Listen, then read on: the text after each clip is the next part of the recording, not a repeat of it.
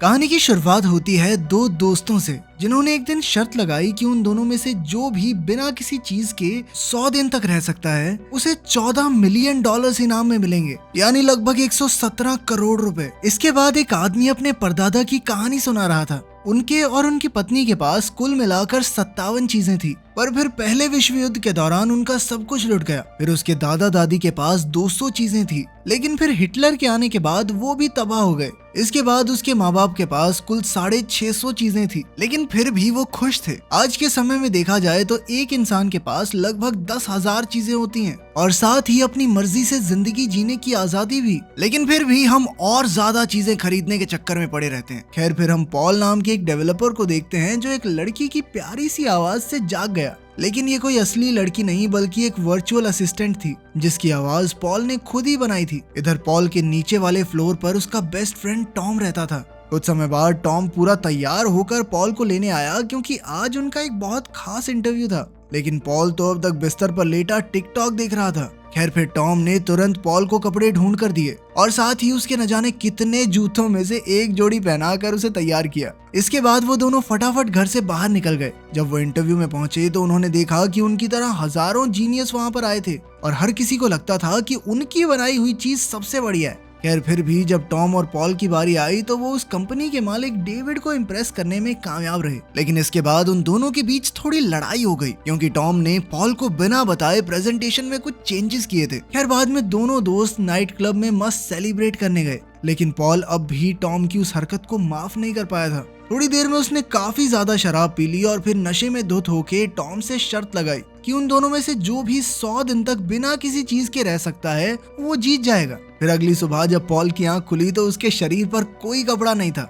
उसे कुछ भी याद नहीं था कि कल रात को क्या हुआ, पर फिर टॉम ने उसे सब कुछ बताया। उसने कहा कि शर्त के मुताबिक जो भी हारेगा उसे अपनी सारी जायदाद का आधा हिस्सा विजेता को देना होगा। अब उन दोनों के पास सिर्फ एक स्टोरेज यूनिट की चाबी थी जिसमें से वो हर रोज सिर्फ एक चीज ले सकते थे। वो दोनों स्टोरेज यूनिट तक जाने के लिए नंगे सड़क पर भाग रहे थे और आसपास के लोग उन्हें देखकर बहुत हंसे। पॉल ने तो एक गर्म कोट लिया और टॉम ने एक स्लीपिंग बैग, ताकि वो कड़कड़ाती ठंड में जम ही न जाए। पॉल ने एक दो चीजें और चोरी करने की सोची, मगर फिर टॉम ने उसे देख लिया तो वो रुक गया। फिर कुछ समय बाद पॉल के माँ बाप उससे मिलने आए तो उन्हें इस शर्त के बारे में पता चला। टॉम को हैरानी हुई कि ये सब सुनकर वो काफी खुश थे। असल में उनका मानना था कि इस तरह के चैलेंज से आम लोगों को संदेश मिलेगा कि उन्हें भी सिर्फ जरूरत की चीजों में ही गुजारा करना चाहिए और यूं ही फालतू की चीजें खरीद कर इकट्ठा करने का कोई मतलब नहीं है। खैर, इसी तरह एक हफ्ता बीत गया और अब टॉम और पॉल के पास कुछ जरूरत की चीजें इकट्ठा हो गई थी। टॉम ने तो वही चीजें ली जिससे उसका रहना आसान हो जाए,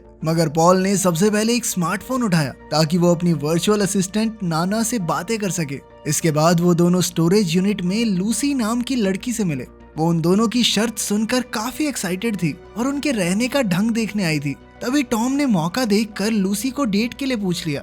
इधर पॉल को तो अब तक समझ भी नहीं आया था कि ये सब हो क्या रहा है। खैर, टॉम ने अपनी पहली डेट के लिए चश्मे पहन लिए लेकिन पैंट नहीं पहनी। वहीं उसने जो खाना पकाया था वो भी बेहद अजीब था। बिना नमक मिर्च के सादा खाना किसी भी लड़की को पसंद नहीं आएगा। खैर, फिर भी उन दोनों ने एक दूसरे से दिल की बातें की, पर जब टॉम ने कहा कि वो करोड़पति बनने वाला है तो लड़की की हंसी छूट गई क्योंकि इस खाली कमरे में उसे कोई करोड़ों की बातचीत नजर नहीं आ रही थी। खैर, फिर भी वो बातें करते रहे और नजदीकियां बढ़ ही रही थी कि तभी पॉल ने एंट्री मार के सारा मजा किरकिरा कर दिया। पर टॉम ने फिर उसे जल्दी से बाहर भगा दिया और मजे से अपनी नई गर्लफ्रेंड के साथ समय बिताने लगा। फिर पॉल अपनी दादी से मिलने गया जो उसे युद्ध के समय की कहानियां सुनाया करती थी। उन्होंने बताया कि एक बार उन्हें सिर्फ एक सूटकेस लेकर अपने घर से भागना पड़ा था। तब पॉल को एहसास हुआ कि इंसान की असली खुशी इन चीजों में नहीं है। खैर, फिर वो दिन आ गया जब उन्हें एक बड़ी कंपनी के फाउंडर से मिलना था। वो आदमी पॉल की बनाई हुई ऐप खरीदना चाहता था, लेकिन तभी टॉम ने रिस्क लेकर एक ऐप के बजाय उन्हें पूरी कंपनी बेचने का ऑफर दे दिया और बदले में 14 मिलियन यूरोस की मांग की। उस कंपनी का फाउंडर भी डील के लिए तुरंत राजी हो गया, लेकिन फिर टॉम और पॉल के बीच झगड़ा शुरू हो गया क्योंकि टॉम ने बिना पॉल से सलाह मशवरा किए खुद ही ये डील कर ली थी। इस पर टॉम कहने लगा कि भाई इतना बढ़िया ऑफर तो था, और क्या चाहिए तुझे, मुझे नहीं जरूरी लगा तुझसे पूछना। जल्द ही उनकी बहस इतनी बढ़ गई कि वो एक दूसरे पर थप्पड़ बरसाने लगे और फिर उन्होंने गुस्से में शर्त बदलकर पूरी कंपनी ही दांव पर लगा दी। अब जो भी जीता वो पूरी कंपनी का मालिक होगा, जिसके 14 मिलियन यूरोज मिलने वाले थे। इसके बाद पॉल अपनी दादी से मिलने गया तो खबर मिली उसकी दादी हॉस्पिटल में भर्ती है। जब वो लौट आएंगी तो पॉल के माँ बाप उन्हें एक नर्सिंग होम में रहने भेज देंगे। ये सुनकर पॉल को काफी बुरा लगा। फिर जब उसकी माँ ने उसे पैसे देने की कोशिश की तो उसने साफ मना कर दिया, क्योंकि ये तो रूल्स के खिलाफ था। हालांकि उसे यहाँ देखने वाला कोई नहीं था, पर फिर भी उसने पैसे नहीं लिए। ये देखकर उसकी माँ बहुत खुश हुई।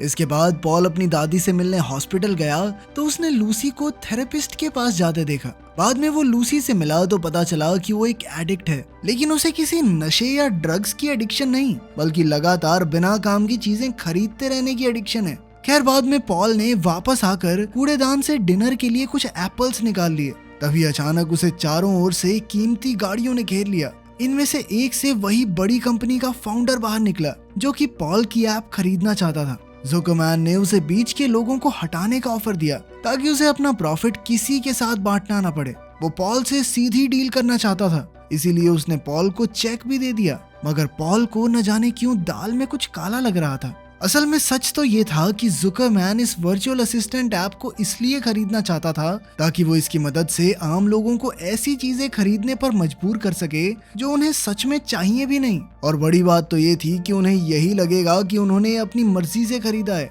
इस वर्चुअल असिस्टेंट की यही खासियत थी कि वो हर एक इंसान के हिसाब से अलग तरीके से ढलकर उनकी सबसे अच्छी दोस्त बन जाती, और फिर बार बार किसी न किसी बहाने से वो असिस्टेंट लोगों को चीजें दिखाकर ऐसा महसूस करवाएगी कि ये बहुत जरूरी चीजें हैं, और जिसके पास ये नहीं है वो तो बेवकूफ है। इसके बाद हम देखते हैं कि पॉल और टॉम लूसी के गैराज पहुंचे तो वहाँ ताला था और उन्हें पता चला कि लूसी पर लाखों का कर्ज है। तब टॉम को लगा कि ये सब पॉल की वजह से हुआ है, और एक बार फिर से उनमें बहसबाजी शुरू हो गई। जब से वो शर्त शुरू हुई थी तब से उनकी लड़ाइयां बढ़ती ही जा रही थी। खैर तभी पॉल को याद आया कि उसके फोन में लूसी का नंबर है और टॉम उसे फोन कर सकता है। पर इससे टॉम और ज्यादा गुस्सा हो गया, क्योंकि उसे लगा कि ये सब पॉल ने जानबूझकर किया है ताकि टॉम पॉल का फोन इस्तेमाल करे और शर्त हार जाए। अब पॉल इन रोजमर्रा की लड़ाइयों से तंग आ चुका था, इसीलिए उसने सब कुछ छोड़कर घर वापस जाने का फैसला किया। पर जैसे ही वो घर पहुंचा तो उसे सीढ़ियों पर अपनी माँ बैठी दिखाई दी। उनका चेहरा देखते ही पॉल समझ गया कि उसकी दादी को कुछ हो गया है।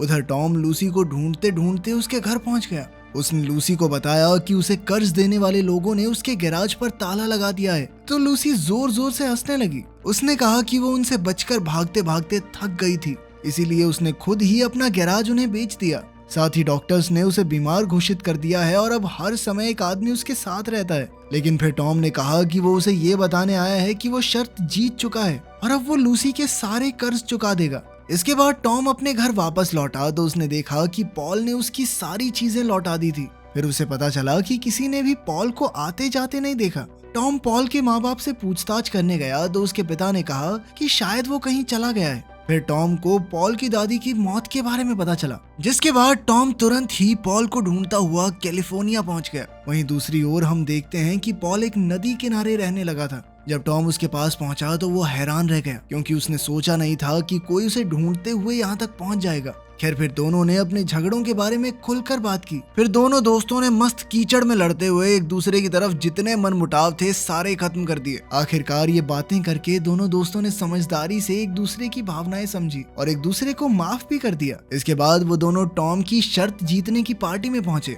पर तभी टॉम ने ऐलान किया कि वो भी शर्त नहीं जीता है, क्योंकि उसने भी 100 दिन पूरे नहीं किए, इसीलिए दोनों को बराबर के पैसे मिलेंगे। इसके अलावा उन्होंने अपनी कंपनी में एक नया प्रोजेक्ट शुरू करने की बात भी की, लेकिन इस बार प्रोजेक्ट किसी फोन पर नहीं बल्कि असली दुनिया में होगा। कि तभी अचानक खबर आई कि जुकरमैन ने वर्चुअल असिस्टेंट अपने कब्जे में कर लिया है और अब उसने पॉल और टॉम को पैसे देने से मना कर दिया, क्योंकि उन्हें अपनी शर्त के मुताबिक कम से कम चीजों में गुजारा करना सीखना है। इसीलिए वो पैसे देकर उन्हें अपने मकसद से हटाना नहीं चाहता। अब सब कुछ खत्म हो चुका था, इसीलिए टॉम और पॉल ने अपना बचा खुचा सारा सामान अपने साथियों में बांट दिया। उधर लूसी अपने घर से बाहर निकली तो उसे सड़क पर एक डेस्क और लैंप दिखाई दिया। वहां बने निशानों के पीछे चलते चलते वो जंगल में आ पहुंची, जहां टॉम एक बार फिर बिना कपड़ों के उसका इंतजार कर रहा था। टॉम ने कहा कि वो लूसी को उसकी बीमारी के साथ भी अपनाने के लिए तैयार है, क्योंकि वो खुद भी कोई परफेक्ट इंसान नहीं है। मगर अब तो उसके पास पैसे भी नहीं थे। इसके बाद उन्होंने सिर्फ अपनी जरूरत की चीजें इकट्ठा की और पॉल को लेकर कहीं दूर निकल गए। अब वो ये जान चुके थे कि जो कुछ भी उनके पास है वो जिंदगी में खुश रहने के लिए काफी है। फिर एक समुद्र किनारे बैठकर वो अपनी ऐप के बारे में बात कर रहे थे कि तभी पॉल ने कहा कि जुकरमैन ज्यादा समय तक उनकी ऐप का गलत इस्तेमाल नहीं कर पाएगा। असल में पॉल ने पहले से ही अपने वर्चुअल असिस्टेंट को कुछ इस तरह प्रोग्राम किया था कि थोड़े समय बाद जब वो सच्चे दिल से लोगों का दोस्त बन जाएगा तो वो उन्हें खुद ही बता देगा कि ये ऐप तुम्हारे डेटा का गलत इस्तेमाल कर रही है। इससे लोगों की आंखें खुल जाएंगी और वो ये फालतू चीजें खरीदनी छोड़ देंगे। तभी अचानक पॉल के फोन पर मैसेज आया कि वर्चुअल असिस्टेंट ने अपना काम करना शुरू कर दिया है। तो अगर तुम्हें इनकी तरह 117 करोड़ मिल जाए तो तुम क्या करोगे? कमेंट्स में जरूर बताना।